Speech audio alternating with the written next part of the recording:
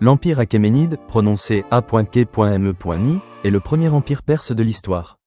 Il fut gouverné par Cyrus II et ses successeurs sur une grande partie du Moyen-Orient durant le premier millénaire av.J.C. Il s'agit d'un des plus grands empires ayant existé durant l'Antiquité, s'étendant sur environ 5,5 millions de kilomètres carrés à son apogée. Il s'étend alors au nord et à l'ouest en Asie mineure, en Thrace et sur la plupart des régions côtières du pont Euxin.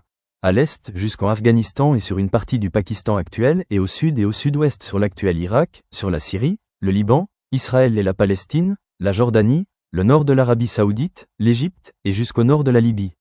Le nom achéménide, en vieux perse, Aksamanissia, se rapporte au clan fondateur qui se libère vers 550 avant Jésus-Christ de la tutelle des Mèdes, auparavant leur souverain, ainsi qu'au grand empire qui résulte ensuite de leur domination. L'empire fondé par les Achéménides s'empare de l'Anatolie en défaisant la Lydie, puis conquiert l'empire néo-babylonien et l'Égypte, unissant alors les plus anciennes civilisations du Moyen-Orient dans une seule entité politique de façon durable. L'empire achéménide menace par deux fois la Grèce antique et s'effondre, vaincu par Alexandre le Grand, en 330 avant Jésus-Christ, non sans léguer au Diadoque qui lui succède une partie notable de ses traits culturels et politiques.